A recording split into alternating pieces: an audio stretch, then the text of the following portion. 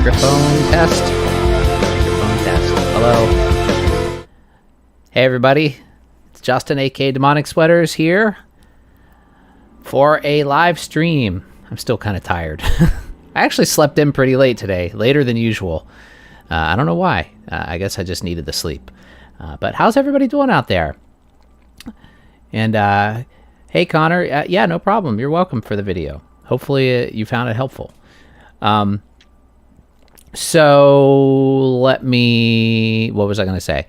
Oh, let me know if you guys can hear me okay, if you have any issues or anything like that. So like the camera looks a little bit, hey, cool dude banana. And Jake, what was I going to say? Oh yeah, the camera looks a little pixelated because actually you're looking at Zoom right now, because I'm going to have a guest coming up here pretty soon, as you might have read by the title. And my guest is going to be Barham-Wiese, and he is a young drummer living here in New York City and plays a lot of gigs like outside, like busking is what they call it. So we're going to talk to him about that. And he's he's very much into jazz and things like that. And he's been playing pretty much through this entire pandemic. So it's really cool. And and he's here already. So let's go ahead and let Ben in.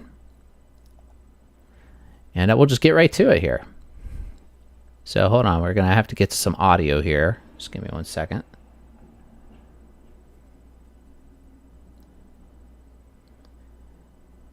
And why don't I hear him?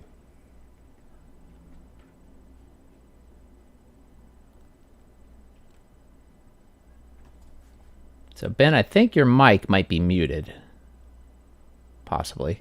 Oh yeah, there sorry, you are. I wasn't sure. I wasn't sure if you wanted me to start yet. That's okay. Yeah, I figured you're here, so you might as well just come in.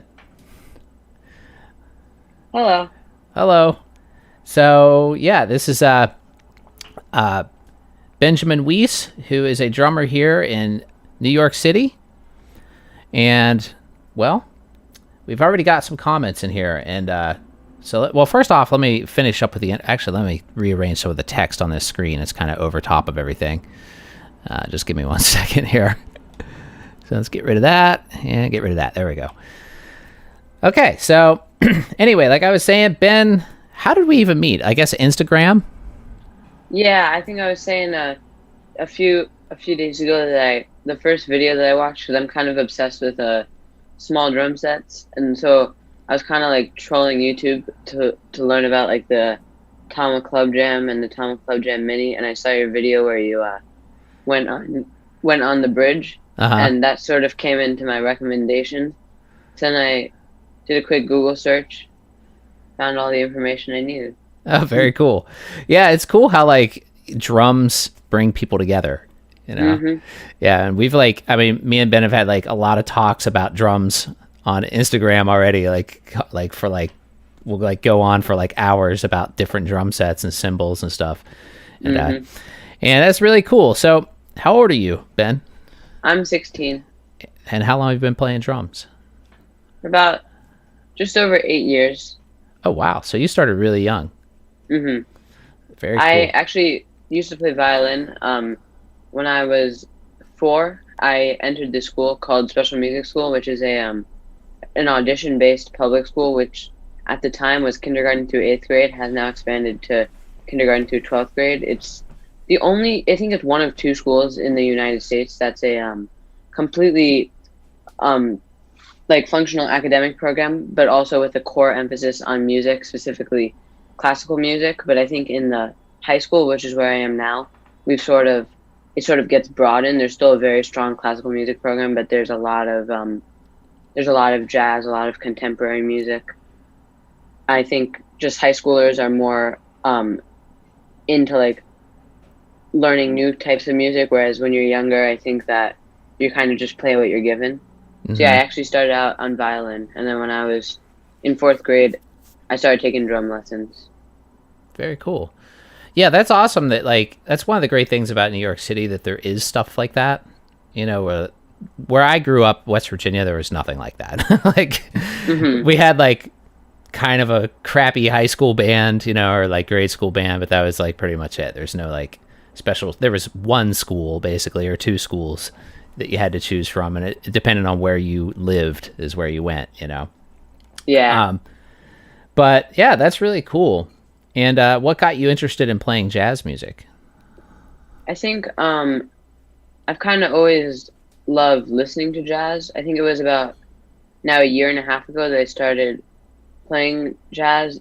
I was originally more interested in the melodic side of jazz, playing jazz vibraphone. Mostly in my case, it was playing something that you don't really hear of, jazz xylophone, just because that was what I had access to. But about a year and a half ago, I started playing jazz drums. This summer, I attended the Manhattan School of Music virtual summer program, and I took a few classes on jazz and like famous jazz standards. And from that, I was able to kind of learn about a lot of new songs and tunes, because I think a very important aspect of playing jazz is having a wide vocabulary of music and different types of jazz within the jazz world. So like we would focus on like bolero and tango some days. We would focus on American standards. We would focus on New Orleans, early jazz. Yeah, it was really interesting. And I think that sort of made me want to it made me want to just learn more about jazz in general. And then this summer, around August, I started playing jazz a lot in the park. And through that, I've kind of just made new connections. I started playing in the park early July. That was mostly playing like either by myself, because it was still pretty early on in the pandemic. So I was either playing by myself or just playing with like a guitarist or two, just kind of jamming. Early August into like early September, I started actually forming like various jazz duos, trios, quartets, people that I could like call, and we would just like play for hours, go through. There's this book that I think a lot of people when they're first learning jazz go through. It's called The Real Book. It basically writes out every single, not every single, but a large amount of jazz standards. And through that, I was able to like learn a lot of tunes, because often like you'll be on a gig, or in my case like on a busk, and they'll be like, okay, call something, and you want to be able to just say like, okay, let's do this. Oh, you don't know that? Let's do this then. Like you want to really. So I think through that I was able to like build a vocabulary, there's a lot of terms that only get used in jazz. Like the first couple times I would play, and whoever's the band leader, it's usually like a saxophonist, always goes this. Yeah. I had no idea what that was. I now know that means go back to the head. Yeah. But yeah, there's a lot of vernacular that you have to learn. Mm-hmm. Yeah, and I don't even know a lot of that myself. Like, what was I going to just ask? Oh, can you see the comments? Are you able to see the comments? I'm looking on my phone. Yeah, I'm looking on my phone. Okay, yeah. So just make sure we check in on those here every now and then. So you got some people saying hi. Cool Dude Banana, Connor, Nigel. Let's see. Oh, that's a question for me. And then Ben asked you, or no, sorry. Cool Dude Banana asked you, Ben, who's your favorite drummer? Oh, I always say Max Roach. I think he's just such an inspiration to drumming as a whole, jazz drumming as a whole. He actually lived in my building, which is kind of cool. That's crazy. I think that like every time that I listen to something that I'm like, oh, I really, really, really like the drums in this, I look and it's always Max Roach. He had such a melodic approach to the drums. I think he would transcribe horn solos, so he would be able to like orchestrate what a horn player was playing around his setup, and I think that really comes through. If you some of my favorite songs of his would be No Business Like Show Business, which is the based off of the 1954 film of the same name. And that's Sonny Rollins' tune. I think one of the most famous elementary, I want to say, because it's not as played in professional settings, but jazz tunes would be St. Thomas, which is a calypso jazz standard, and he does a great interpretation of that, also with Sonny Rollins. Joy Spring, another one that he plays brushes on really nice. He's a really good brush player. Yeah. Yeah. I mean, I always loved him as well. I have a really good record, actually vinyl. It's a live one called Speak Brother Speak. That's really good. Like his drum solo on that is insanely good. It's probably like one of the best of his that I've heard. It's one of those ones where he's keeping like that waltz going on the kick and hi-hat while he does all this other stuff with his hands. It's really, really cool stuff. I feel like that he had like a period in the mid 60s where he was really at his prime, as far as his playing goes. Let's see. Let me just read this question real quick. Yeah, for sure. From Nigel. I'm on an E-drum kit. I'm going to be giving my initial grade exam and then skip grade 1 and do grade 2. I want some tips on transferring from E-kits to acoustic. Well, this actually could be for you too, Ben, because you actually did that as well. I mean, my tips on that is, well, actually, you don't really have to worry about much because, on an acoustic drum, it's kind of more natural feeling. Would you agree with that? I think that at the end of the day, a drum is a drum. It's gonna, maybe for a week or so, gonna feel a little bit like you're gonna have more attack. Something that I noticed because I would play acoustic in school and then go home and play electronic. If you play with the same, so like now, since I do mostly jazz, it doesn't really make a big difference. But like back when I was like really into like rock and stuff, if you play with the same intensity that you play on an electric drum set, on an acoustic drum set, it's going to be really loud and could possibly damage the drums. I think like at least for me, like I had the rubber pads, not the mesh pads. So like I was able to hit really hard on those with like no sign of like any sort of destruction. Whereas on an acoustic drum set, if I played that same level, I would have broken so many heads. I don't know, man. Heads are pretty tough. I don't know how hard you're hitting, but you can hit them pretty hard, and they'll last. Especially like now, I feel like that they've gotten better at making drum heads. Better made. Yeah, and like I remember when I first started playing, a really common problem with them was they'd pull out of the ring, like on the whatever it's called, like the hoop of the head, like the actual mylar part would come out. And so like it's not that the head would break, it's like you'd be tightening it and then that metal hoop would come off, and then like so the whole thing would like separate. Like Ludwig heads were like really notorious for doing that, like back in like the 80s. They used to do that a lot. But yeah, I think like, well, because I kind of did the opposite. I started on acoustics and then started playing electric later. But I know electrics too are very different depending on which kind you have. Like if it's mesh or versus rubber, or like what brand, the sensitivity settings and all that stuff can all make a huge difference. So, but I mean, acoustics, like Ben was saying, they're going to be louder for sure because they're just drums, and drums are loud. And if you hit them really hard, they're going to be really loud. So, definitely. So you actually started busking like during the pandemic? Yeah, I had done it a few times before.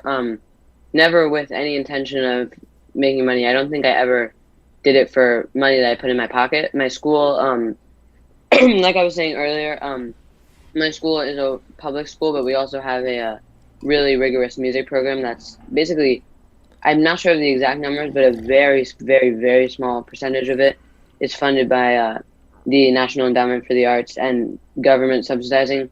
The rest of it is funded by either foundations or private individuals. But we have this yearly program. We've kind of switched to a different thing, which we now call the Musical Week of Action. But when I was younger, we had this thing called the Playathon, which was when we would actually go to the Barnes & Noble at Union Square. And we would play there for about 3 or 4 days. And we would get a lot of donations through there. And then also you could buy books in the store those days, and 10% of it would go to my school. But I would usually play in that. And then usually like during that weekend, I would also play around that area, like on the street, to raise additional money. And I remember being like probably 6 or 7, coming with my violin, like putting out my case. And of course, like my mind may have been like over dramatizing this, but I remember making so much money before I played, because like I just like opened my case, and I was so small. The violin was probably way too big for me, Uh-huh. and I would just make so much money. And then we gave it to my school, and I did a few of those, both on drums and on violin. I now haven't played violin for so long, but yeah, it wasn't until I think my first day was July 11th. I remember because I think it was 7-Eleven, like the store.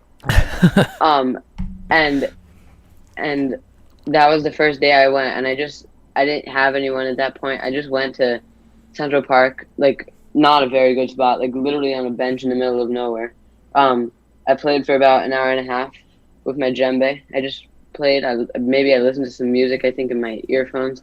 I played. I made like $26, and I was like, well, actually, that was a big success. I'm Yeah. gonna do it again. So the next day I went, and I went the next day, same exact setup. I had my little dolly with my djembe. I Uh-huh. went and I found a much better spot about a mile away. That was like really in the center of things.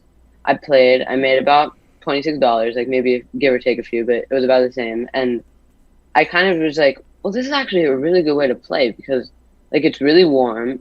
I'm very away from people. I'm wearing my mask. Like I hadn't played live for so long, so I did that for about like a week. And I was like, well, I think I may get a better like crowd reaction if we had like a melodic content. So then I got like a few different guitarists to like come on rotation, and we would just jam. We'd play some like Bee Gees, some Taylor Swift, some like whatever kind of we like mutually knew, Uh-huh. which for me was usually I didn't know it.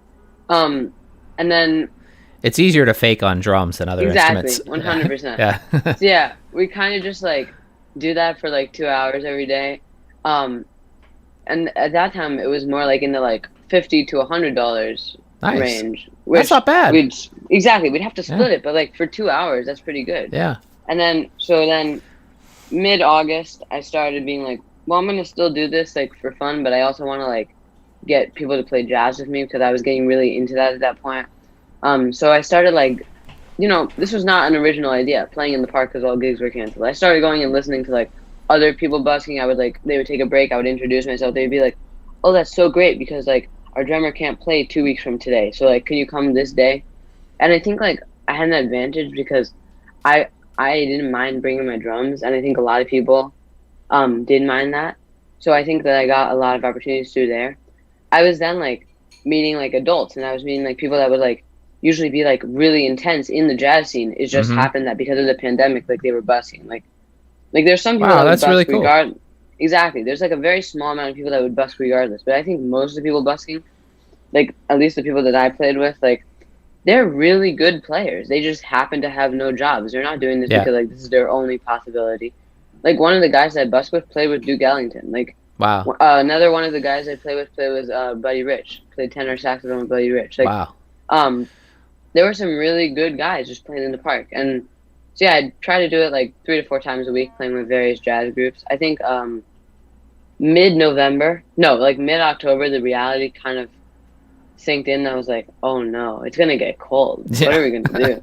So like we kind of just like kept going, and then now we've been playing in Columbus Circle because it's much warmer there, and it's sheltered obviously. So like, Yeah. um, and yeah, we're doing that today actually after this. But it's been really good because a lot of the adults that I get to come through, like they're really happy for the money. Like sometimes like they'll make like a third of their rent in one busking session, and that's like Wow. really great for them. Because like I always say, like sometimes the money's like good, every once in a while it's bad, and then sometimes it's really good. Like Mm-hmm. I remember the day that Biden won the election, we made over $100 each, and that was a trio. Nice.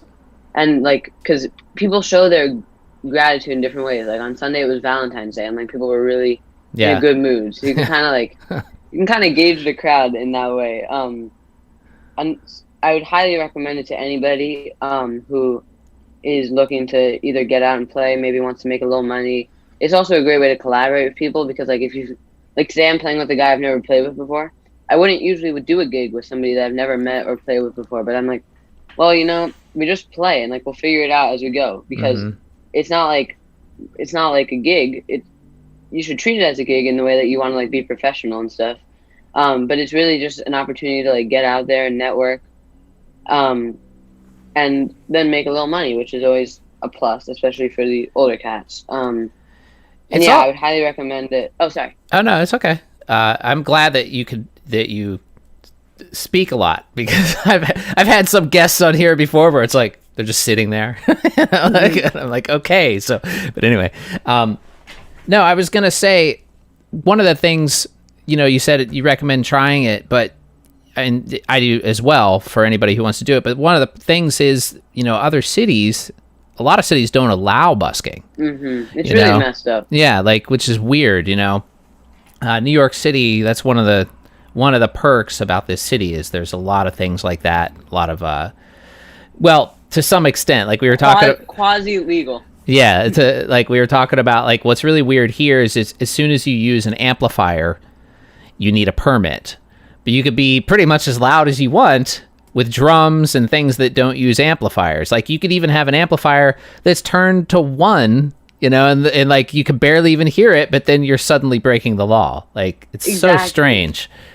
I can come with like 5 trombonists, 10 saxophonists, and like 3 drummers. We can play so loudly, and people may think that's annoying, but some people will be like, "That's really cool." Uh-huh. Then if I bring an amplifier and I'm like, "Okay, so we're gonna play really quietly today," they'll be like, "Nope, get out, get out. You can't be here."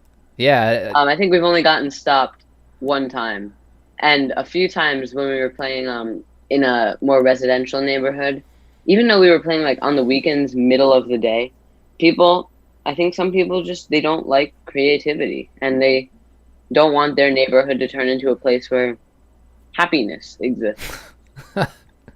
Yeah, I think there's people some don't of that. like change. Yeah. It's really that people don't like change, because like if every morning they're waking up and they're used to it being quiet, and now they're waking up and there's like a jazz trio, then they're going to have a problem with it. And we've never gotten the police called on, but there's another group that plays in that same spot on days that we don't play, and they seem to get the police called on them a lot.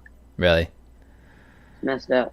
Yeah, there was one that I've seen, because I live in Brooklyn, you're in Manhattan, but I've seen there's guys in the summer that go to Prospect Park and usually set up in this, where I go and like I'll ride my bike in this one entrance, and they usually set up in like the grass, like right there by the entrance, and I've never seen them have an issue, but again, they don't have an amp, so usually actually no, they might have had an amp maybe a couple of times. Now that I think about it, is it the group with the conga player and they're singing Latin tunes? No, because there's that group that plays in Prospect Park, and I know one time they had a problem.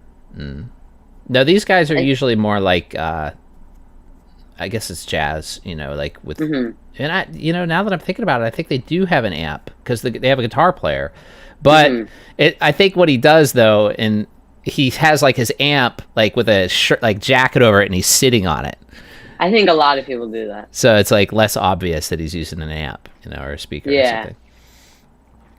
But yeah. And I think that I lost my train. Oh yeah, one thing I would say, I think like sometimes when you hear about, or people have asked me this, like when you hear about like all these different groups busking, I think sometimes there may be like this like thought that there's like conflict, but actually like I'll like walk through Central Park and I'll like I know all of them. Like it's a very close community. I'm on a group chat that's like 60 people, and it's called like Central Park Buskers, and like we're kind of like, okay, so I'm gonna play at this spot today, so if you're playing there, I'll set up like at this spot, so I'm not like, you don't want noise bleed.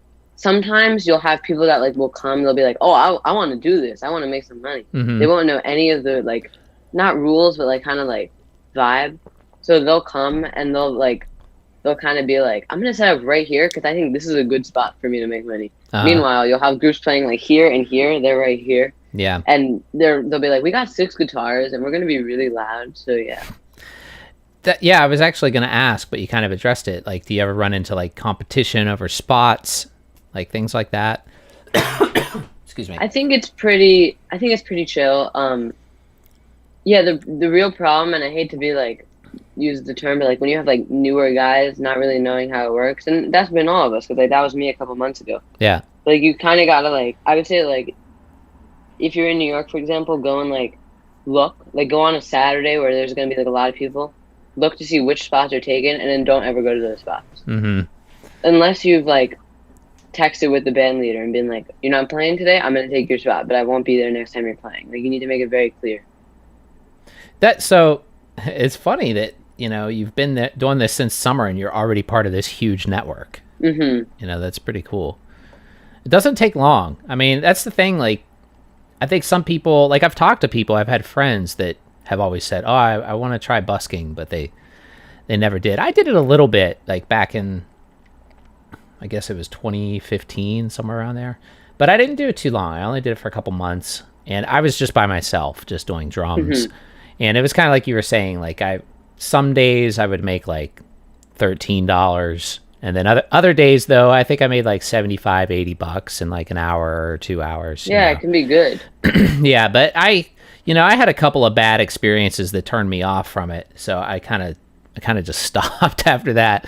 One was like I got harassed by this guy who was like in the subway, and I don't know why. He just wanted to harass me and wouldn't leave me alone. And then and when you're by yourself, it's more difficult, to deal with something like that. If you're with a group, then I would think it'd be a little easier. And then another one I told you about was the MTA worker who gave me a hard time, even though I had like the law printed out that showed that I could, legally play there without an amplifier, but she was still like, not having it. But, I can kind of understand too, like if you're at work and like you just don't want to hear it, it's loud and you're just like, those people down there are exposed to it all the time. And they probably just wanted a break, for a change. And so at the same time, I can kind of understand the point, but also it's like, well, people want to play and they've got to make, they've got to be able to play however they can, Exactly. I think now in the pandemic, I can't really understand it. I think like so many music opportunities have been canceled. Yeah. And then you're canceling these like the makeshift opportunities that people have like come up with. Yeah. That's kind of messed up. Even before the pandemic, I mean, New York has been struggling with venues.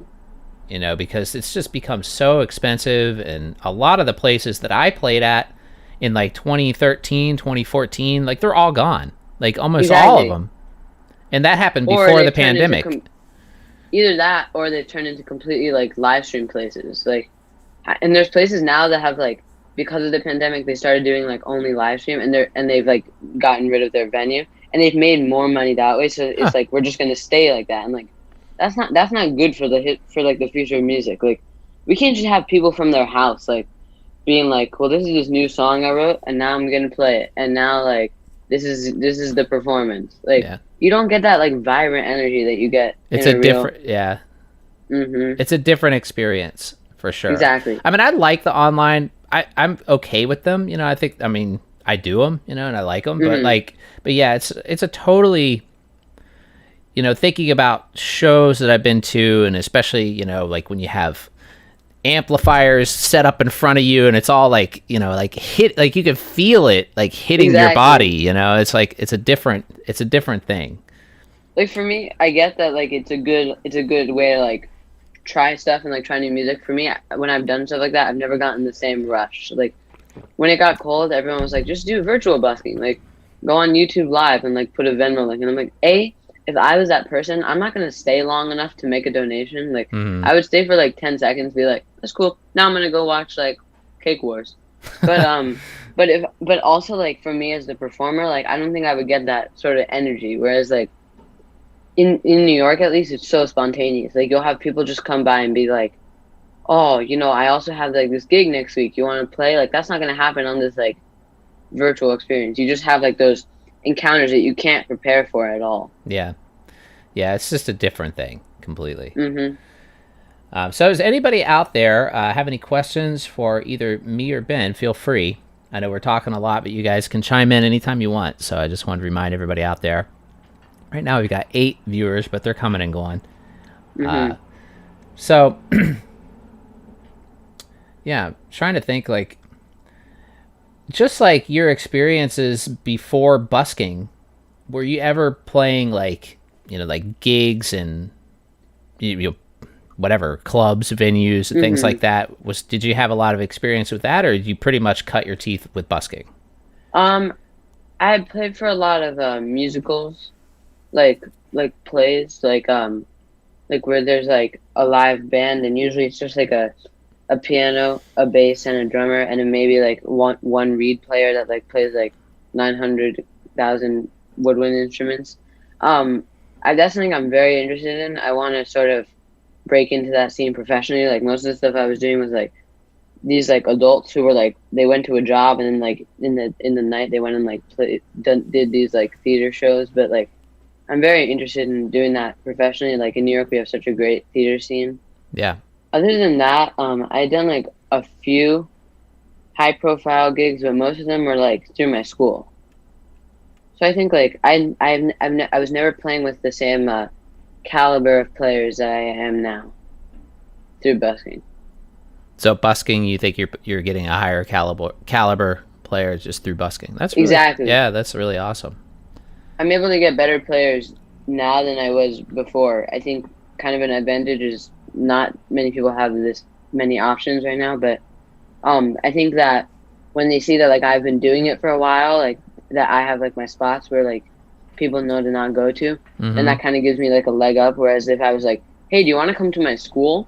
Yeah. They're like, well, you're just a kid. Yeah. And like people, because the adults, I don't know, but they usually like, it doesn't seem to make a difference that I'm like usually much younger than them, because like we don't necessarily have to talk. Like it's really great when we have good talks during the breaks, but Yeah. like if we didn't want to, like if we vibed as players but not as people, like we could just play for like 3 hours straight, divvy up the money, and then go home. Like that's not the goal, because the goal is to like make good connections Yeah. and like have a good time. But you know, I mean, if I'm you sure need to. I'm sure you found out some musicians are like that. You know, Some like, people do not want to talk. yeah, they just like, don't at talk. all. I've played with guys like that, and there's nothing wrong with that. You know, if like Exactly. but you know, everybody has a different personality. So, Nigel Thomas asks, "What are your top 3 most fun songs to play?" Do you want to go first while I think of that? Well, mine are. I mostly play originals, so I mean, usually like I'm having the most fun trying to figure something new out. You know, is for me because I'm usually trying to challenge myself with some new idea or something like that. You know, so that's usually when I'm having the most fun. Although sometimes it is fun too to go back and like, because I produce so much content that, you know, I'll play something, record it, release it, and then never play it again. You know, like, but then like I'll have to go back at some point if I want to play live or something like that and try to relearn what I did. And sometimes that can be a fun challenge too, because I'll be in a different headspace, you know. And hey there, Ethan. I think I thought of mine. I think my first one would have to be a Night in Tunisia, which is a old Dexter Gordon standard. And the reason why I like it, and I think a lot of drummers like it, is because it has like a really good transition from like a, and I hate this word, but like a Latin feel, which is such a bad word, because you tell drummers like, oh, we're gonna do this one as a Latin, and I'm like, well, there's so many types of that, and they'll go like, no, just do like the ride cymbal bell, do like ding ding ding ding ding ding. Yeah. I'm like, that's not okay. But I really like that one because it goes from a really good Latin feel to a really standard swing beat, and it's usually the drummer's responsibility to start that. It like goes dun dun dun dun dun dun dun dun dun dun dun dun dun dun a 3 4 dum dum dum dum dum dum dum. That was a bad interpretation of it, but you know what I'm saying. Yeah. The other one would probably have to be I talked about this earlier, but St. Thomas, just because that's also where a drummer has such a crucial role. And a lot of people hate playing it because from like a melodic standpoint, it's like a 16 bar chart. Like it just is 16 bars and you solo over it, then it's like 16 bars. There's no like B section, no like segue or anything like that. Like it's pretty straight ahead, but it's really fun. And then the other one, I would just have to say Duke Ellington's Take the A Train, just because I think it was the first jazz standard I ever learned. It was the first jazz standard I ever played on a gig. I played it, I think, with a pianist when I was like 10 or 11, and that was my first time ever playing with an adult. And it's just such a good, even if you're not a jazz head, I would highly recommend learning that or playing along to it. There are also some really good drumless tracks to it on YouTube. It just has a really good pocket and a really good like swing feel to it. Yeah. I think you got a question there. Yeah, I see that. Ethan asks, can the Alesis Nitro mesh kit work with a real hi-hat stand? Not really, not as is. You would have to, you could make it work if you got like a hi-hat controller, like a Go E-drum hi-hat controller, and combine that with a you might be able to use the same hi-hat pad that's on there, but I'm not totally sure about that. I'm not sure that it would fit. But I mean, yeah, no and yes. Like with some work, yes, but like just by switching it out, no, it's not going to work. You would have to switch some parts. So there was something I was going to ask you. Oh, since, I mean, you started so young, how are, like, your parents, did they have much of a hand in encouraging you to do music, or was that, like, kind of your thing that you were just interested in it? I think I was very interested in it. I think they kind of, like, opened the doors for me, because obviously all of that stuff, like the lessons, everything, that's not free. Like, that's free. That stuff is expensive. Oh, yeah. So, like, they were obviously, like, very supportive. And, like, I know of other musicians who, like, their parents will, like, their parents kind of urge them to, like, go into other fields. My parents were always really supportive. But I think most of this was kind of my idea. Like the whole, like, busking thing was my idea. The whole, like, drum thing was my idea. Yeah. So you were the one that wanted to switch from violin to drums? Yeah. What made you want to switch? I hated violin. I still hate violin. When I hear it now, I cringe because I think of all my bad experiences. But I was also just, my school, like, I think, like, in a regular setting, I would have been considered, like, pretty okay at violin. But because my school was so prestigious, even, like, from kindergarten, it was so noticeable to me that I was at such a level behind everyone else. Whereas, like, then I went to drums. I was the only one in my class. My class was 16 kids. It's such a small school. Wow.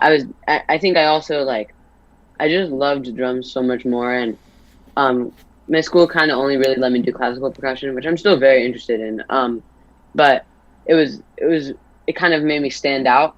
I think a lot of drummers would say that when they're asked why they switched, but also it made me feel like I kind of had more of a leadership position, whereas being, like, the worst violinist versus, like, the only drummer and, like, therefore the best drummer, not to have, like, an egotistical aspect to it, but I think it helped with my confidence as well. Yeah.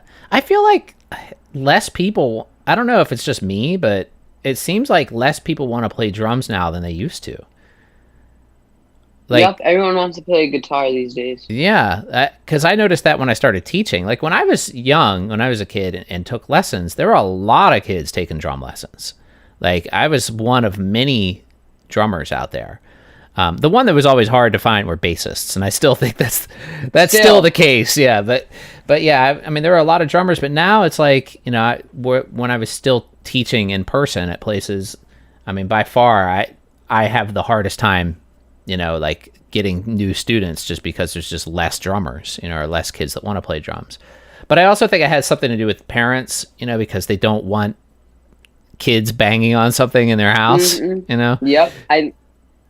I say to people, if you want to work the most, you want to either become a bass player or a drummer who can also play really good percussion. Because if you can play bass, we always need basses. Yep. I'm specifically referring to upright bass from a jazz perspective, but if you can play electric bass, that's also really good. Even electric bass. Yep. Even electric bass. A lot of gigs. But then if you can also be a drummer who can play percussion, like, all the musical stuff that I've done, like, they only get one guy, and I'll have to, like, play drum set, and then, like, all of a sudden go play, like, glockenspiel, then play, like, triangle, then play vibraphone, and there's just so much, like, doubling to save money, to save space. So, yeah. When I was in, like, hand percussion too, like, like Latin percussion and stuff, I played for Busch Gardens for a couple of years in Tampa, and I was in this show called Burn the Floor. It was like a ballroom dancing show. And they had two drummers for each show, and one would play drum set and one would play percussion. And all the other drummers in the show would always fight over who got to play drum set. So I just one year, like the last year I did, I was like, I don't care, I'll play percussion the whole time. You guys could play the drum set. Like, it's fine with me. And like, and actually what that did is it made me get a lot better at, like, congas and like all this hand percussion that I didn't really play that much in the past, So I looked at it as like this, this learning opportunity. And then I also learned that I don't really like it that much because it destroys your hands. But destroys. I've been playing so much cajon lately, and I have it's really bad for your hands. Cajon's the worst. You tape up your hands, and it's good. Yeah. The This older is what you I was get, doing. though, like it's even if you tape it Yep. up, like I have to wear gloves now when I play just because my hands are so Mm-hmm. messed up. In the winter here, it makes it even worse because they get so dry. Yep. Let's take a look at some more of these questions. Yeah, Nyler I was just Thomas gonna say. says, "Okay, I swear my last question. How do you add two drum kits together?"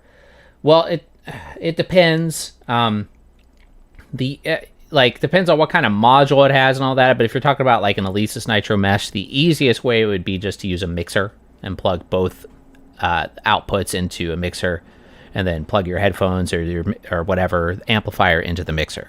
So that'd be the easiest way. The other way, if it's like a nice roll-in module that has a lot of inputs, you can just add the pads and plug it in the auxiliary inputs on the module.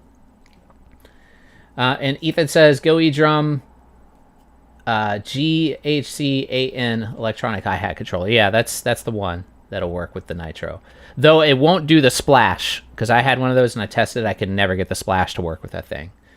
And Alan says, Nigel Thomas, it might work if you do MIDI out from one drum module to MIDI in of another drum module, but I've never tried linking kits. I would look it up.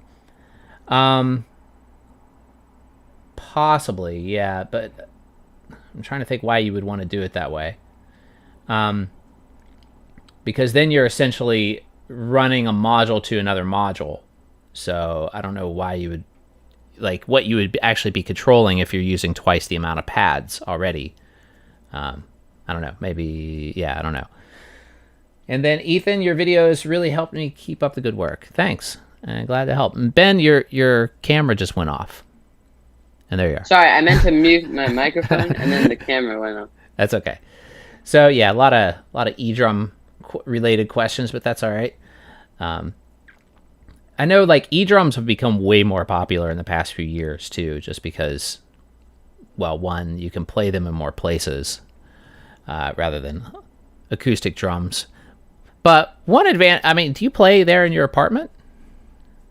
Yeah, I've been lucky. Yeah. Yeah, I've never really had a complaint other than from like my parents. So I also don't tend to play that loud just naturally. Like even if I want it, like I just like. But every once in a while it could be fun. But like if I wanted to like really shed, I'd probably just bring my drums to the park and like just play super loudly. That's cool. But yeah, I like to play here because I don't have to like pack everything up, bring it somewhere. Well, actually, maybe I could show it. If we have time at the end, I could show you guys like my busking rig. Yeah, I mean you could do it whenever you want. I won't unpack everything because it's packed up because I have to leave like in an hour to go bust. Okay. I'll show you the situation because I've kind of gotten it. My first couple of like days, I was like carrying stuff on my shoulders and like it was a mess. And now I've kind of gotten it down to a system. Yeah, that definitely is important in I mean, whether you're busking or even playing just clubs or in any New York, yeah, especially. New York is like it's a different experience altogether. Because even if you have a car, you know, if you're playing in Manhattan, there's the parking issue. There's the unloading issue. Like even if you have a parking spot, you know, where are you going to unload? You know, because like there's some clubs that like there's so much traffic in front of the club that like even unloading from a car is very difficult. Like so there's a lot of logistics problems in New York City you have to figure out.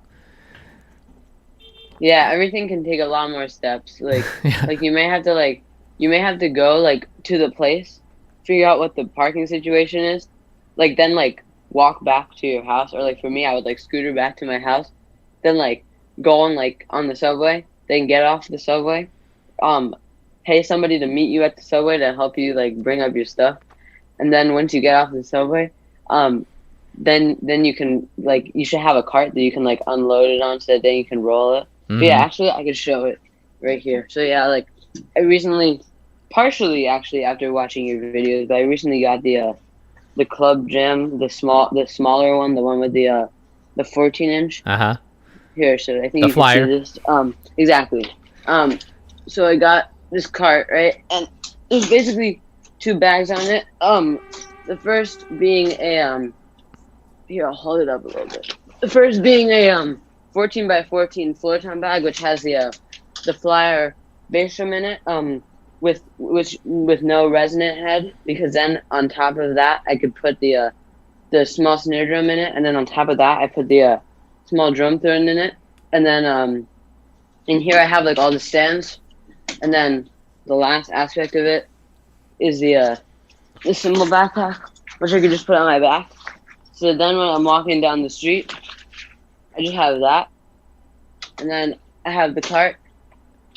That's not bad. I'm just ready. Yeah, it's not bad at all. I have the cart in this, and then I just walk around.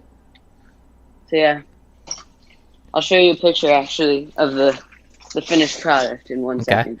Yeah. Let me look at some of these comments. Oh, sorry. No, that's okay. Oh gosh. That's all right. Nigel says, what would be smarter, investing in actual cymbals to add to an Alesis Nitro, or invest in good roll-in kit to buy extra rubber pads? Well, you mean, when you say actual cymbals, are you talking about acoustic cymbals? Or like just better electronic cymbals? And then Ethan, do you like to play chops?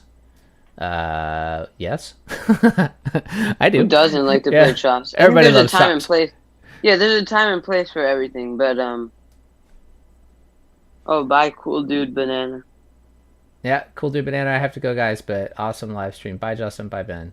You're an awesome guy. Bye, Cool Dude.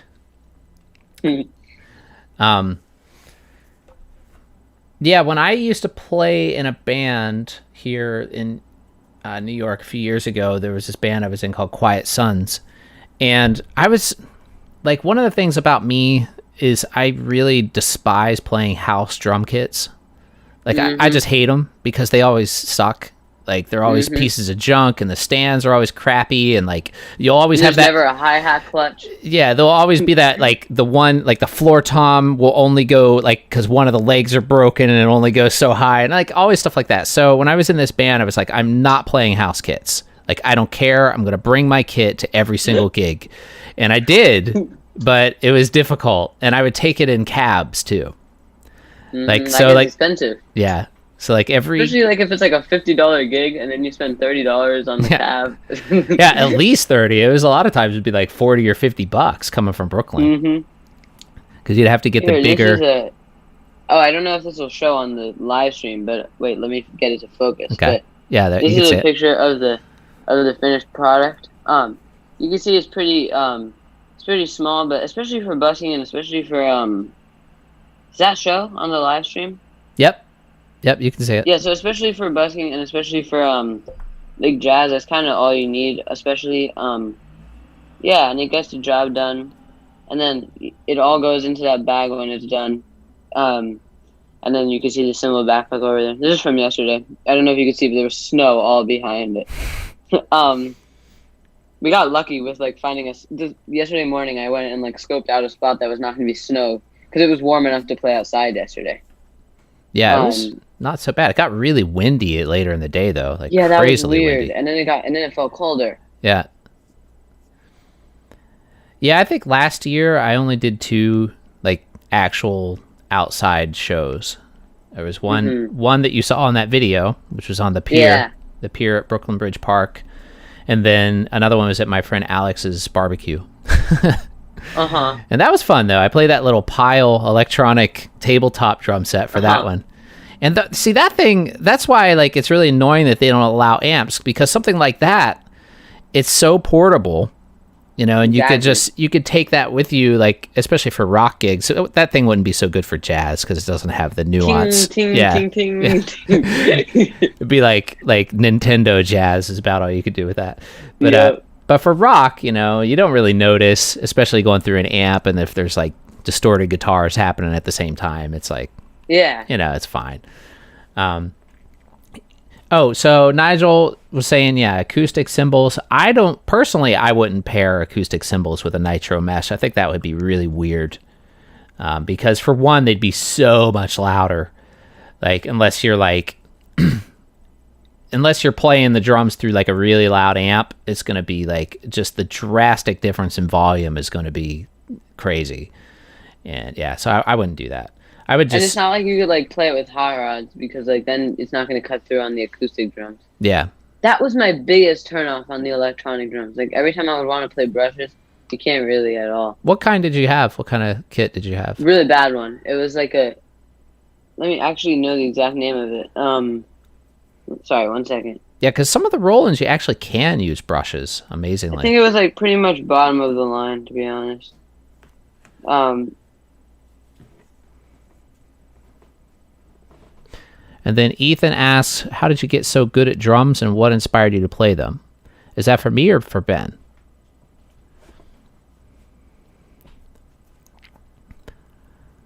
For me, what my inspiration to play him was largely my father. I mean, he just recognized that I like to bang on things, and then he encouraged it because, I mean, I've told this story on here before, but my aunt used to have this bar in her house, and every year there was a New Year's Eve party at my aunt's house, and they would sit me up on the bar when I was just a little kid, and I would use the drink mixers and bang on all the glasses to the music. And so my dad, that just clicked in his head and thought, well, first he bought me a guitar, but I didn't really take my hand wouldn't really fit around the guitar. And then after that, he bought me a drum set, and that was it. He just really encouraged it. And my dad always really loved music, so he really pushed me towards it. And then I loved it as well. So that was pretty much it. Even though my dad didn't play anything, nobody in my entire family played anything. I was like the first Yeah, I was like the first musician, as far as I know. I mean, there was probably some like back in Italy or Poland, but nobody that I know of. But my sister plays as well, though, so we both learned like around the same time. And Nigel says, "I'll probably." And as far as how to get better at drums, I mean, you just practice. It's literally time. And like any student I have, there's no secret to playing drums. I always say it's just doing it over and over again. That's the secret, like you put in the time and you just practice. That's pretty much it. If you do something enough times, it just gets easier. Yeah, I think that I said that about busking too. It's like the more that you do it, the easier it gets, because then you're going to sort of get into a groove. And the ropes. Back to that. Exactly. Yeah. And like I no longer look for spots. I go to the spots, Because I mean, I've worked to get those spots. And just look how fast you've gained that knowledge. It's really not even been that long. Like less than a year. You just got to go out and do it. Like that's the thing. You can't really like I could sit here and talk for hours, quite literally. I could be like,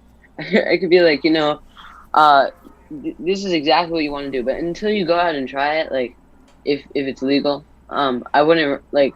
Until you go out and try it, you're not going to get that full experience. Yeah.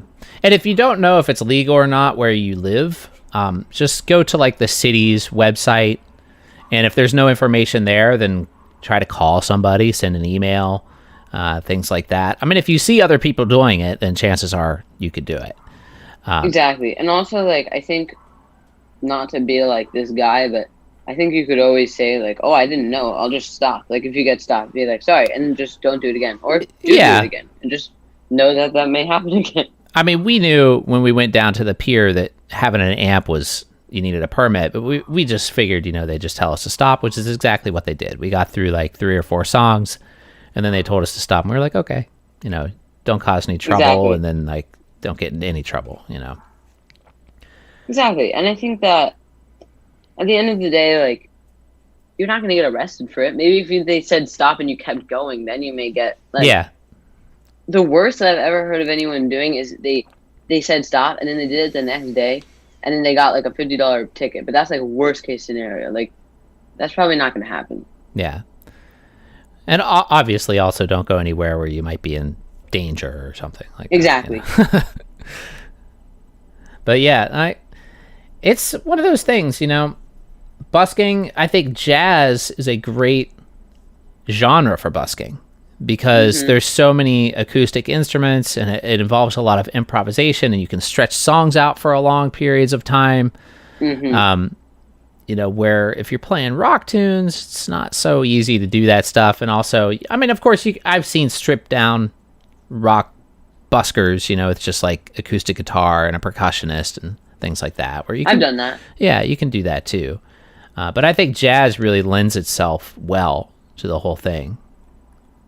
Yeah, the other reason I think jazz lends itself well is because it can be kind of more like, and people don't like this about it, but it can be very background-esque. Like if I was to go to like a picnic, for example, and like I wanted to just chill, I don't necessarily want to hear like lyrics, because then like I have to like pay attention. But like if it's just like doom doom doom doom doom doom doom doom doom, then it's kind of just like it exists and you exist and like you coexist. Yeah.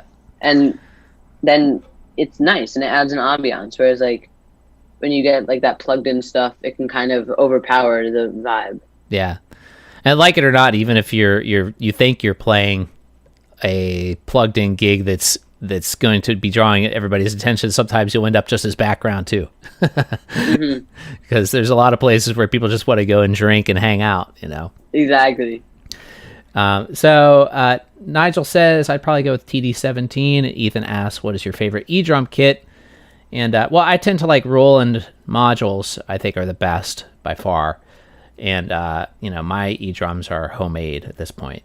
But I mean, Roland has just, it's really hard to compete with them for the other companies just because they've been doing it for so long and they have such a good reputation with their electronic drums. Like Yamaha, I think, is probably second as far as, but the only problem with Yamaha is just the, lack of products. Like they just don't have that many and not that many new things very often. Whereas Roland is constantly producing new products and kind of pushing the envelope with electronic drums. And they're just kind of known as the electronic drum maker, really, with V drums.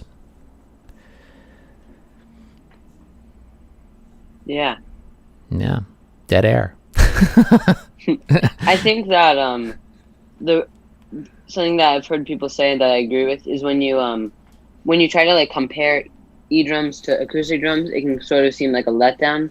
Whereas when you think of like, I'm going to play E-drums and I'm also going to play acoustic drums, it's sort of like two different instruments. Like I'm not saying like, I'm not going to say like, oh, I wanted to play drums, but I have to play bongos. I'm going to say today I'm going to play bongos and tomorrow I'm going to play, because you can't really compare them, Like they're two different vehicles for music making. For sure. I look at it like electric guitar and acoustic guitar. They're just two different things, Yeah. And that's what I like about electronic drums is you can make sounds that you can't make on an acoustic drums. I heard someone do steel pans on an electric drum set. So cool. Yeah.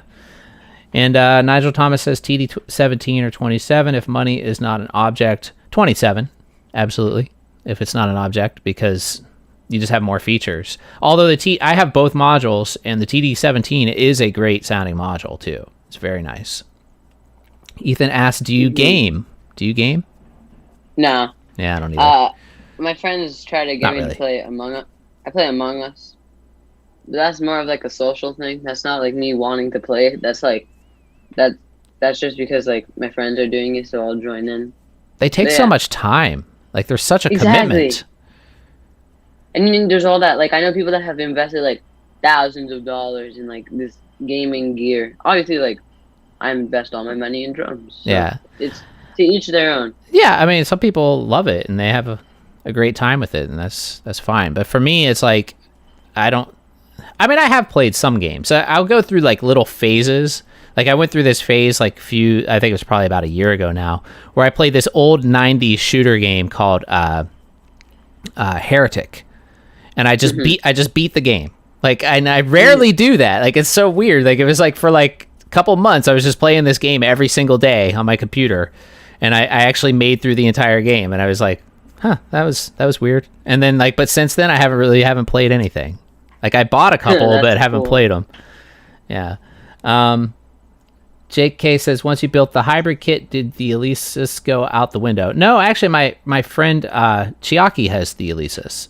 And she's actually in, if you watch my video for Rock From Home, you can see her playing it in that video. So she and her husband, Osamu, picked that up. And it's not that I didn't like it. I just don't have space. I mean, this is something I talk about on here all the time. And I'm sure you know about this as well, Ben, that like in New York City, you have space for like 3 things. So like once you gotta make compromises. yeah. Once like, what's the most important thing that you could have? Yep. So after I built my hybrid kit, I was like, well, I can't keep this anymore. So there have been like months at a time where I'll just like not have my drum set set up, because if I'm like focusing exclusively on like mallet stuff, then it'll get in the way. Like, so I'll just like pack it up. So like I kind of just have what I need set up, and then the rest of it is in this little situation, which is kind of growing. Yeah, you have quite a bit of stuff actually. It's kind of growing. It's getting a little bit out of hand, but yeah. How many drum sets do you have? Hypothetically 2, but then there's just other stuff. Like I have the Tomahawk Flyer one, and then I have the Breakbeats by Questlove one, and then I just have like this other other drum that I turned into a bass drum, but right now it's just sitting there. This other snare drum that just sits there, and then this other drum set which is currently packed up in this bag over here. It's quite an experience living in New York City. Do you have an elevator? I do, luckily. That's good. Yeah. But I'm also on the 3rd floor, so it wouldn't be that bad.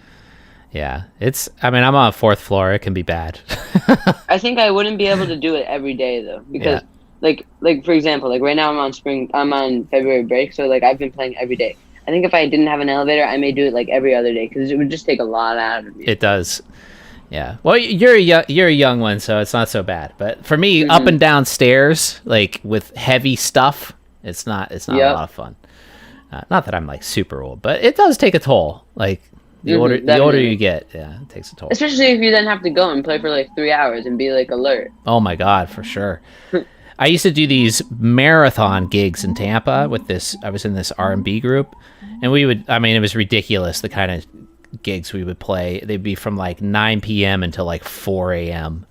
Like insane. And then like it was so like, and it was, you just see like also like they'd be in these like bars and stuff in Ybor City and like different places. So you'd see how people were when they first got there, in the night, and then you just see them deteriorate into these like drunken maniac monsters by the end of the night. Like, oh, it was always such a experience. It was crazy. But yeah, those though, I would play those, and the next day I would just be wiped out because it'd be so long. And like we'd have to do these. The way that we would do it is we would extend the songs to be like really long. Like at one song would be like 30 minutes long sometimes, just to like, keep people dancing and yeah. But yeah, it was crazy. Let's see, we have some more comments. Shishnu, sorry, I'm really bad at pronouncing people's names, so I'm just gonna say JR. Is it feasible to invest in a Roland TD10 for someone who wants to use it for 5+ years? I mean, you might get some different opinions on this, but I would say yes. As long as it's in good shape, because the TD10 is so old that you might have a problem. If you have like the screen, like if the screen went bad on it or something like that, you may have an issue finding a replacement to get it fixed, because they are in an old module, but they're still very good, and Roland products hold their value. They're basically like the Apple computers of drums, whereas, if you buy like an Alesis or something like that in a couple of years, it's going to be worth a lot less. But you can buy Roland modules from, or Roland drum sets from the late 90s, early 2000s, and they're still going to be, pretty pricey. And, usually you can resell them. Like I just resold my TD8, which was made in 1999 for $300, just the module. So, let's see. Nigel asked, what is your daily schedule to me? And I think, I have a kind of a daily schedule. It's usually wake up, drink a bunch of coffee, answer comments on YouTube and questions and things like that. And then try to exercise, usually for about an hour a day. And then I eat, and then usually I start working on my next video. This week, though, you guys might have noticed I really haven't uploaded many videos because I've been working on a lot of music with various projects. So I've been recording, as well as making some I'm trying to get a set of custom kits made for the TD27 that I can release for download. So I've been working on that too. And then had to do laundry and other various things that ended up taking way longer than you'd think. Again, New York City. So like I went to get my hair cut the other day and that took like 3 hours. But yeah, so that's pretty much it. It's usually wake up, coffee, questions, workout, eat, video. And then edit. You know, I mean, I'm actually like, I've gotten to the point, and this is one of those things we were talking about, just experience and doing stuff over and over again. I've gotten to the point where I can produce a video like insanely fast. Like I can do the editing, like a fair amount of editing in like, you know, an hour, and usually have it uploaded that night. And do You did the thumbnail for this, like the live stream thing, like literally, I kid you not, I was so shocked because it was like 10:22 a.m. I sent you the picture. 10:28 a.m. I got the thumbnail back. That's crazy. Yeah. Well, I mean, you just get a routine, you know, and you just have a pattern that you do. And once you know your tools and you know what to use and what fonts to use and all that stuff, you just plop, plop, plop, and it's super easy. And it just takes experience. And, you know, just doing the same thing over and over again. That's life. The better you, and the more, and if it's something you love, it doesn't bother you to do the same thing over and over again. Yeah. I mean, I'm not exactly sure what it is, but I know there's something about like doing something 10,000 hours or something. You officially master of it. Yeah. I don't know. I don't like to say, I don't like to say mastered. To me, you start to get a groove with it. Yeah. I mean, because my problem with mastered is I feel like you shut off. As soon as you say I've mastered this, it's like then you stop learning. You know, because I don't really think you can ever truly master anything. Like you can you can always get better, no matter what it is. That's I don't know. Let's see. Nigel Thomas says, "Gotta go. Now I'm Indian, and well, it's time to sleep." Okay. Well, good night. Thanks for watching, and thanks for coming. That's why we did this earlier. That's convenient. Yeah, for sure. That's why I try to do these early. I used to do them later, and I found a lot of the people that like to watch were, you know, they were telling me, "Oh, I wish you'd done it earlier." So that's why I started doing them earlier. Well, what time is it? What time do you have to go, Ben? Probably like 12:45. Okay. So we still have some time. Well, is there any thing you want to plug while you're here? I was doing a lesson with a kid in...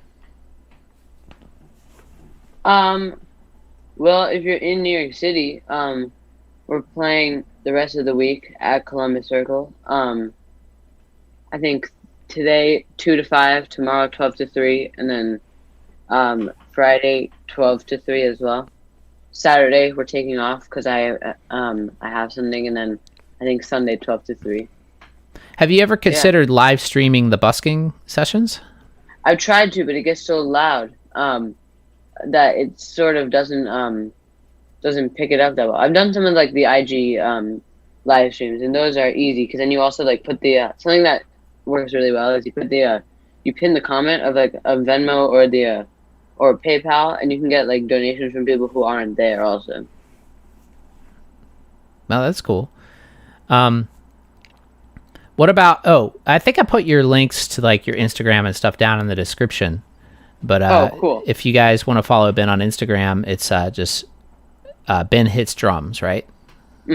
So at Ben Hits Drums rather on Instagram. Do you have a website or anything, or?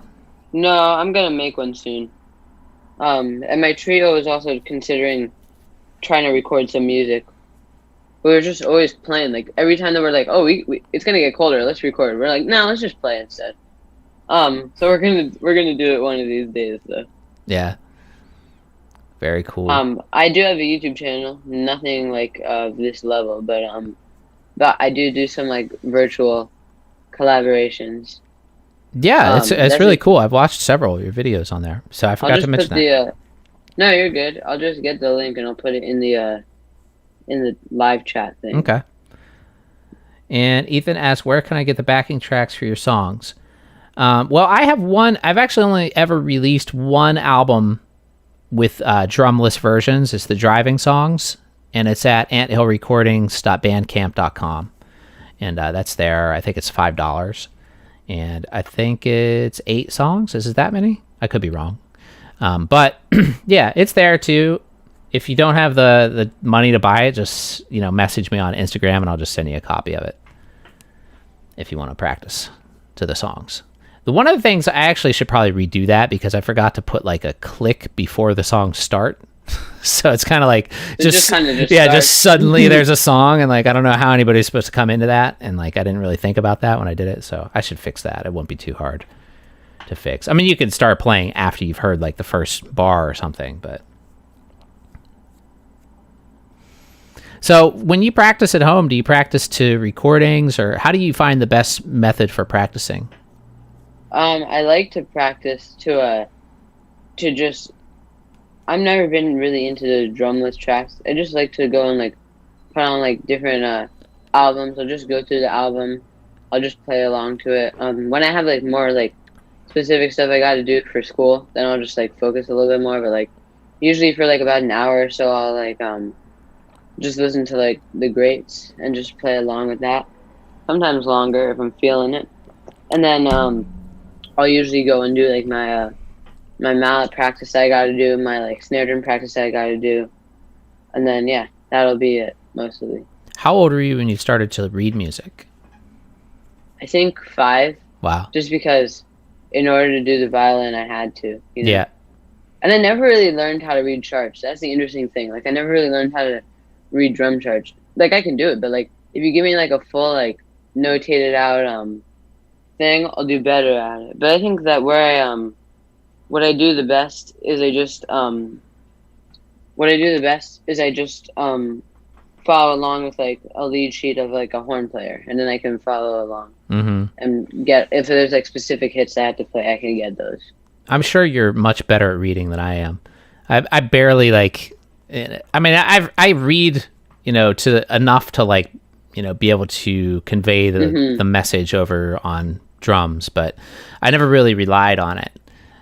Because I just didn't really have to, I was mostly in like hardcore and punk stuff like that. Most of the gigs, I faked it pretty well, like where I had gigs where, where there was music in front of me. I faked it really well at one point where I was in a theater gig in Florida, and it was so funny. Like I remember that I had a chart and I just wasn't even looking at it at all. I'd listened to all the music, like the recordings, and just memorized everything. And so like, I was like, our guitar player there was having a lot of trouble, and the music director's like, "Hey, Justin, help out the guitarist with this chart. Yeah, you're really good at reading." And I was like, I was like, "No, I'm not actually."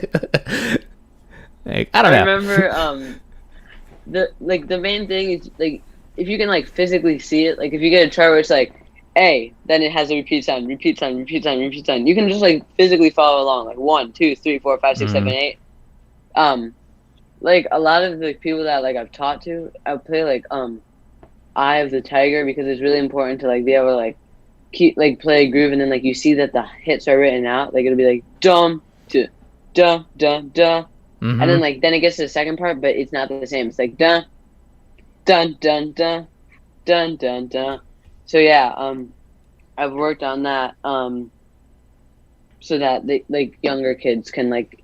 Because I think, like, if you can read to a certain extent, you're going to end up saving a lot of time, because then you don't have to, like, listen to everything prior. Yeah, definitely. And obviously, like, from an aspect of, like, I'm trying to do, like, the musical stuff and, like, the classical stuff, then I think you have to read. But, like, I'm also a big component of, like, listening and trying to transcribe via ear. Absolutely. I mean, I think you should learn both. Exactly. For me, I have such a difficulty with pitch, like reading pitch. Reading rhythms is much easier for me, but as soon as that's the same for me. Yeah, as soon as like actual musical notes get involved, I'm like, I get lost really easy, because it's really hard. I don't know, like I just have a hard time distinguishing, especially when you get in like I don't understand why like there's so much space between the bass and treble clef. Right? Like, why did they leave all that empty space? Like, it just does not make a lot of sense to me. Like, For me, what's always been an issue, like when playing like marimba and like vibraphone, is like because if I play like drums or if I play snare drum, like I can just completely just look at the music the whole time, and like I'm not gonna have to look down. I always end up playing wrong notes if I don't look ahead, like because I'm gonna be looking straight up, and then I'm not gonna look down. That's what I've been working on with my teacher in private lessons lately, like trying not to look down while I say read like mallet percussion. And the problem always is that when I don't look down, I hit the wrong notes. But then if I only look at the notes, then I don't know what to read. Right. So like it either like I can either get better at that or just spend hours trying to memorize everything, which doesn't seem efficient. Yeah. I think like there's also that thing where like there's like that perfect balance between thinking enough and not overthinking while you're playing. Mm-hmm. If you start to like overanalyze and overthink, then you start messing up like crazy. But Exactly. it's really weird. But if you don't think at all, obviously you're not going to do well either. So it's kind of like you have to find that like there's like this middle ground of like, I don't know, I guess it's the groove or whatever it is, You just have to be in the moment. Yeah. Yeah, I mean like if you're like if you're playing a gig and like there's a part in the song where like there's this hard part coming up, this intense fill or something you have to do, and you're sitting there thinking about it like 4 measures before or 8 measures before it even happens, you're gonna mess up. You're gonna also mess up then the easy stuff. Like if you're like that's what happens. I see with like the Eye of the Tiger stuff. That's such a good example to me because it's like such straight like 4 on the floor like really beginner stuff until it has those really specific hits. They'll start to like mess up that like doom da, which I know they can do. Yep. But they're starting to think about the hits. Mm-hmm. Yeah, it's almost like you have to compartmentalize parts of your brain. One of them just to handle the motor part skills, and then the other one just to. I mean, I always say like, oh wait, let me read some of these comments. There's only one. Jake K says, write drums to the rest of the track, or the rest of the track to the drums when writing solo. That's a good question. Well, I always write the track first and then the drums. Is how I do it. Because, I mean, yeah, I guess I have done it the other way, but those are usually more like improvised writing type things where I'll have like some drum loops and then figure out. But there's no real right way. I mean, some people might come up with a rhythm first and then that inspires a melody. But to me, I tend to start with melody and then add rhythms afterwards. But what I was going to say, what was I going to say? We were talking about Eye of the Tiger and hits. No, I forget.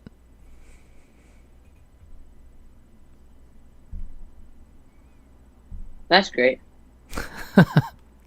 I said I forget. You said that's great. Yeah. So playing. Right. So basically, I remember what I was going to say. Muscle memory, is also something that's like, it's a real thing. It's kind of like you have this part in your head when you're learning a drum part. First, it's like it's in like the mental processing part of your brain where you're like trying to figure it out like logically, like with your brain, but then after you basically force your body to be able to play this thing enough times, your brain actually can be taken out of that equation, and like the body just remembers it. Yeah. And I think that's like where the repetition comes in. It's like your body remembers patterns, whereas like your brain teaches. It's almost like you have 2 parts. It's like the brain teaches the body the pattern, and then once the body learns it, it no longer needs the brain to play it. It's very strange, but I do believe that's what it is. Bodies are weird like that. I mean, it's the same with athletes and stuff too. They have this body memory. I mean, you watch some of the crazy stuff people like acrobats can do with their bodies. I can't even fathom being able to do some of that stuff. Like, and the crazy thing with me though is like when you talk about body memory and stuff like that, when you're doing these crazy backflips and all these stunts that basically can kill you if you mess up. Like, how do you practice doing that? Like, like with drums, if you make a mistake, you're not going to break your neck. Like exactly. Worst things worst, you like hit your leg when you're trying to do a rim shot. Yeah, so I never did quite understand like those guys on motocross that do like 3,000 flips on a motorcycle and then like land it. I'm like, how exactly do you practice that? Without with like you have to basically get it right the first time. Or like there's no second time. Or just know that there's just going to be some injuries. Yeah. Or death. Yeah, it's crazy. So, all right, well, maybe we should wrap it up. Yeah. You got to get going here pretty soon. And I may actually, now that you said it, I may try to do some live streaming today. We'll see. Cool. Oh, shoot. What did I just do? Okay, never mind. Every time the train goes by, though, it gets so loud and you can't really hear anything. Yeah. But, yeah. You could always try maybe plugging in an external microphone into your phone. I was thinking of that. Yeah, they make like... actually, do I have that thing? Where is it? I'm so annoyed because with my new phone, it doesn't... I don't have that cord, and I used to have like a microphone that would go through, but it doesn't... Oh, I have an extender. Yeah, all you need is... Where is it? You need one of these things. Hold on. You need one of these. Yes, and I realize I have that in the other room now. Yeah, and then you can plug... I mean, you might even be able to use your... if you have regular set of Apple earbuds... Like that microphone? The mic on those actually isn't that bad. It's kind of crazy. Like, I've gotten some decent recordings with those things. You could try that. Yeah. And then there's also another thing you could do on the phone, like on an iPhone, if you go and you set the sound to mono... Like you could turn off stereo sound and it actually makes it more focused to what's in front of it rather than like all the stuff on the outside. So that's another trick you could try. Yeah. That's actually a good idea. Well, thanks a lot for coming on. Thank you for having me. I enjoyed our conversation. Appreciate it. We should... I'm actually surprised we didn't talk more about drum sets because that's what we should do another one of those to talk about drums. Yeah, for sure. For sure, definitely. So yeah, and good luck. Thank you so much for having me. You're welcome. Thank you. You're welcome. It was a pleasure. Thank you. Have a good rest of your day. You too. And good luck today with the Thanks busking. for watching. Thank you. Appreciate it. All right, Ben. I'll talk to you later. Talk to you later. All right. Take care. All right. So yeah, that was Benjamin Wiese. Be sure to follow him on Instagram and YouTube and everywhere. And yeah, he's just a really, really cool dude and a really good drummer too. I even forgot to mention that. Like, I was really impressed with his jazz chops. Like when I went down to see him play a few weeks ago, he's got some really good chops. And he's only 16. He's doing really, really good. And I know that I see a lot of good things happening for him in the future with all the connections he's making and just being so passionate about music and just devoting so much time to it. It's really, really cool to see that. So anyway, yeah, awesome. Ben, thanks for coming on. So yeah, I'm going to go ahead and stay on here for a couple more minutes because I do have a couple things that I wanted to talk about, a couple announcements before I take off. And if you guys have any more questions, feel free to let me know. But actually, before we get to that, I would like to go to the bathroom real quick because I've been drinking a lot of coffee. So I'm going to go ahead and put the intro screen back on here for a second, but I will be right back while I go to the restroom, and then I'll talk about a couple things that are going on as well as take some more questions. So I'll be right back. Here we go.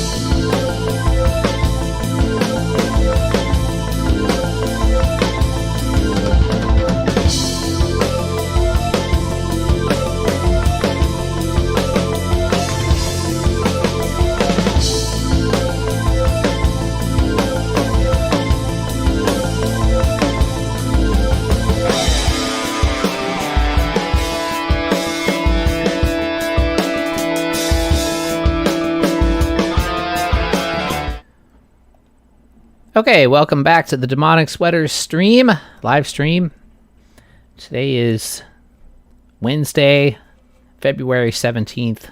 I guess I should have said that in the beginning of the stream. But man, I just got these new earrings, and like they have this like sharp, pointy back on them, and when I put my headphones on, it's like they basically stab me in the neck. So I have to like position them in such a way that doesn't cause severe injury when I'm wearing my headphones. JK says, I've been wondering what you use for the rest of the track on your solo songs, keyboard, or do you play guitars and stuff too? Yes, all of the above. I play synth, guitar, bass, a lot of different stuff. There are some tracks that it depends on like the album. Like there's some that are more synth based, and then there's some that are more rock instrument based. Like the new one that just came out today, actually, on all the streaming services that I wanted to plug, so I might as well do that right now. Earth Asylum. This one is all basically hard rock sounding music, where I played guitar, bass, drums, and vocals. So this one is full-blown rock music, and I haven't released an album like this. I don't think ever. Driving Songs was rock too, but it was all instrumental. This one is the first album where I've released where I did a lot of singing like this. I've sang on some albums in the past, but this one definitely has the most of any of my albums in a long time. And it's all heavy, distorted guitars, and it's got a kind of 90s vibe to it. So if you guys are into that kind of stuff, check it out. I'm really happy with it. I think it came out really good. And a couple of the songs on there were released as singles already, like Rock From Home and Portal. But the version of Portal that's on here is different than the one that was released as a single. So if you guys get a chance, check that out. It's on anthillrecordings.bandcamp.com, as well as streaming on all the streaming services. I don't know if it's on all of them just yet, but it is on Spotify. And the other ones, it'll be catching up here pretty soon, Apple Music and all that stuff. So if you use those, it will be there very soon. It might be there already. I haven't checked, but I got the notification that it's on Spotify, so I know it's there right now. So anyway, and then Talon says, I feel like I'm listening to Weather Channel music. Yeah, well, that's all. Yeah, I guess it's got a sequence, like a arpeggio on there that's similar to that Weather Channel background music, which was always quite soothing. Weather Channel now is like, well, actually I haven't watched the actual Weather Channel in years, but the website, it's so annoying how everything has to be like over sensationalized now. Like it's like everything's a national disaster on the Weather Channel. Like there could be like a slight, like rain shower, and like it's just like they always talk about it like it's the end of the world. Like everything on, but I guess that's just media in general these days. Not a fan. So yeah, any more electronic drum questions or drum questions in general out there, feel free to let me know. And another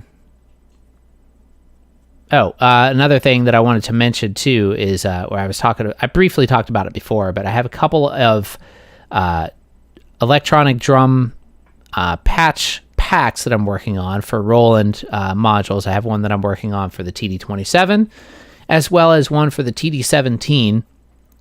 I will have the TD27 one done before the TD17, hopefully by the end of this week, and I'm going to try to work on that some more today. And I've got a few more kits to make, but it's sounded really cool. I'm really happy with all the sounds I'm doing so far, and I'm trying to do mine a little bit different than some of the other custom patch makers out there, because a lot of them, like Drum Tech and different people that make these patch sets for modules, a lot of times they're doing like either drum sounds based off of famous drummers, or genres like rock, metal, funk, things like that. I'm doing mine more of like I'm taking a experimental approach to mine, and more underground music styles and experimental drum styles. Like I'm doing one that's kind of like an industrial kit. I have one, this for the TD27. I'm doing one that is a dark wave drum set. I did one that's kind of like a synthwave 80s sound. So they're all going to be like kind of unique, more, I guess, niche genres as opposed to like very mainstream sounding things. Because I think there's a lot of those already, and there's a lot of really good ones. Like Drum Tech makes some really great custom patches that you can download. So I figured I would make mine a little bit different and offer something a little bit different. And plus, it's more aligned with the stuff that I like to produce personally. So that's why I wanted to do that. I made one called, there's one called 90s Tape. So basically it sounds like like what was really popular in the 90s with like indie music was like this kind of heavy Steve Albini drum sound. So it's kind of something like that. I also there's one called Math Rock. So I'm doing like a Math Rock patch for the TD-27. So all stuff like that. I have to think of some more. Actually, if you guys have any suggestions here of kind of like subgenre drum sounds that you'd be interested in hearing, feel free to post that in the chat, because I need a couple more ideas to do there. And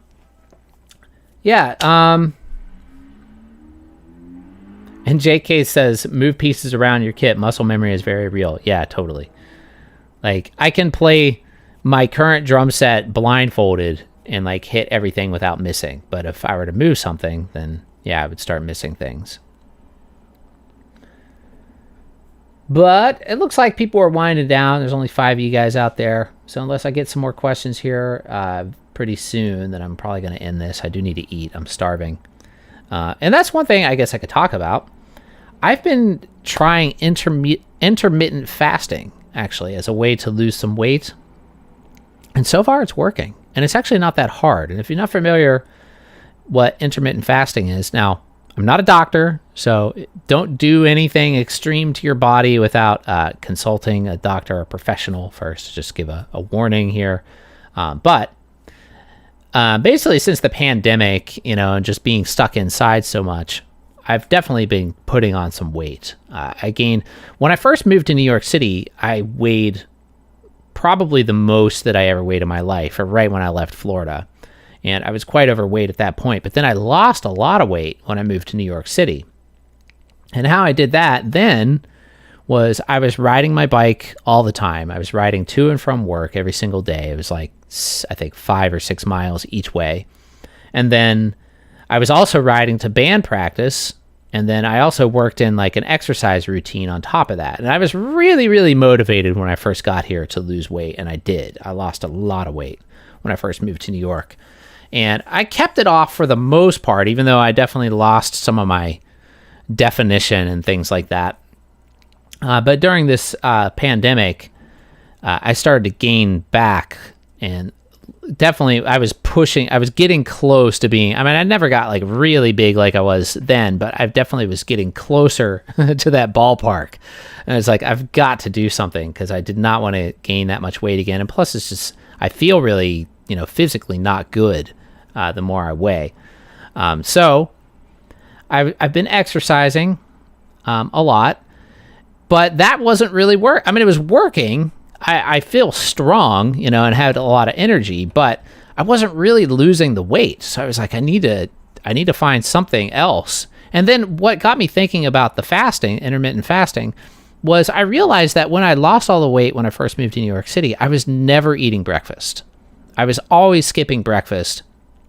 And basically because of time at that point, because like I would wake up so early and I'd have to go to work, and I would ride my bike to work, and then I'd get to work and I'd just drink coffee until lunchtime, and then I'd eat my lunch. But it turns out there's like basically a name for this thing, which is intermittent fasting. And you can basically, if you just stop eating after dinner and don't eat again until lunch the next day, you go like 16 hours without eating, and you've basically accomplished a fast at that point. And for one, I don't know all the science behind it. And like I said before, this may not be healthy for everybody, but it does seem to be working for me. It doesn't bother me not to eat breakfast. For me, right now I'm starting to get hungry, but I haven't eaten anything yet all day. I've had coffee, but that's all. And so but what I've noticed, I've already lost like 7 pounds since I started doing this, and I've been doing it about 2 weeks. I'm still exercising every day. I exercise about 45 minutes I have a stepper machine, but I've also added some strength training into that as well. So now I'm going to more like an hour and 15 minutes of exercise almost every single day, except for today I haven't because I had to wake up early to do this stream. And I usually try to take 1 day off or 2 days off a week anyway. But like I was saying before, I was doing all the exercise before that, maybe not quite as much, but I was very active. I've always been really active, but I was still putting on the weight, just being home a lot and eating. And I think just the mere fact of removing that calorie intake from breakfast has like helped, accelerate the weight loss, whatever process at this point. So anyway, it's something that I've been doing, and I find it to be working for the time being, and I don't feel like horrible from it. And you don't even really notice, or at least I don't really notice. Like a lot of times if I'm doing like a diet, or I'm trying to eat less for every meal, that's almost worse, or I find that to be worse because like, you still feel hungry after you eat. But it seems like if you go like a longer period without eating anything, then the hunger doesn't really set in until you start to eat again. Or it's like a different kind of hunger. I don't know if that makes sense. But one thing I did notice, though, is I had terrible body odor when I first started doing this. Like, I guess what happens is when you fast, your body starts processing, starts detoxing and processing all this stuff in your body and like burning different, I don't know, chemicals and things in your body. And like, man, it was really bad. Like I haven't smelled that bad like in a long time, or maybe ever. Like it was really bad. But now it's finally starting to, after about 2 weeks, it's finally starting to not be as bad. But it was weird, man. Like, and like, I also noticed that I was sweating a lot more too. But I guess that means it's working. So, JK says, when I was cycling every day, I actually gained weight from leg muscles. Well, that can happen too. I mean, if you get, if you definitely get more muscle mass, you can gain weight. But you probably looked better though. You probably looked thinner.